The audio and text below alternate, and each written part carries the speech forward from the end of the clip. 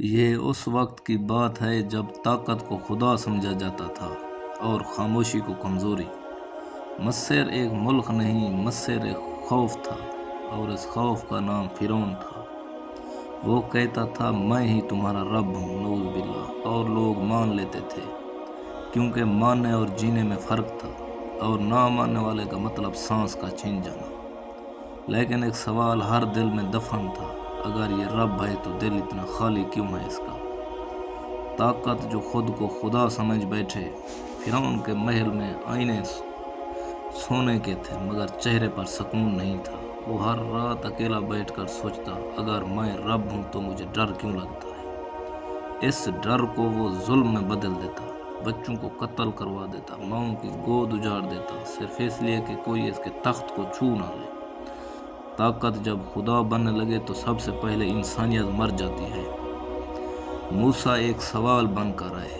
موسیٰ آئے نہ تخت کے وارث تھے نہ لشکر کے مالک، صرف ایک جملہ تھا ان کے پاس، میں رب العالمین کا رسول ہوں۔ یہ جملہ فرعون کے لیے تلوار تھا۔ وہ ہنسا کیونکہ طاقت ہمیشہ سچ پر پہلے ہنستی ہے۔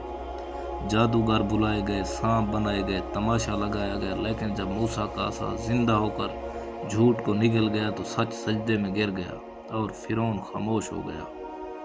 انکار جو اندر سے کھا جاتا ہے۔ فرعون جانتا تھا یہ سچ ہے، لیکن مسئلہ یہ تھا کہ اگر وہ مان لیتا تو وہ رب نہ رہتا، اور کچھ لوگ رب نہ رہیں تو کچھ بھی نہیں رہتے۔ اللہ نے نشانیاں بھیجی، ایک نہیں، ایک کے بعد ایک، لیکن ہر عذاب کے بعد فرعون نے وعدہ توڑا۔ یہاں ایک بڑی فکر ہے، اللہ عذاب فوراً نہیں بھیجتا، وہ انسان کو خود بدلنے کا موقع دیتا ہے، مگر جو دل غرور میں بند ہو جائے وہ نشانی کو بھی اتفاق سمجھتا ہے۔ وہ رات جب فیصلہ لکھا جا چکا تھا، رات تھی، خاموشی تھی بھاری۔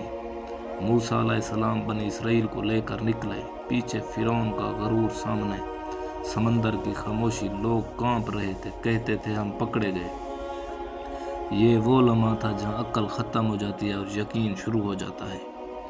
موسیٰ علیہ السلام نے کہا میرا رب میرے ساتھ ہے۔ یہ جملہ صرف اس کا کہہ سکتا تھا جس کا رب واقعی ساتھ ہو۔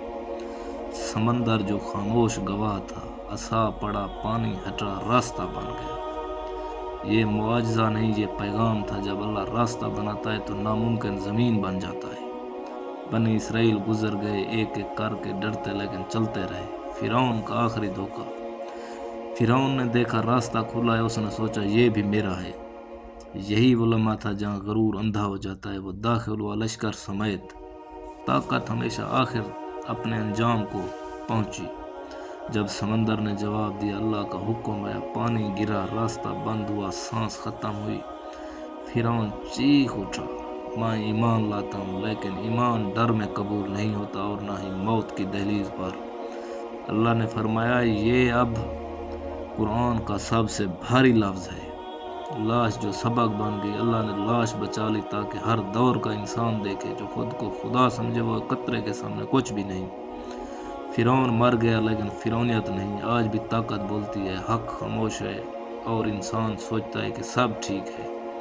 یاد رکھو، اللہ مہلت دیتا ہے، خاموش رہتا ہے، لیکن جب فیصلہ ہوتا ہے تو سمندر بھی سوال بن جاتا ہے، اور سوال صرف ایک ہوتا ہے، کیا تم نے وقت پر مانا؟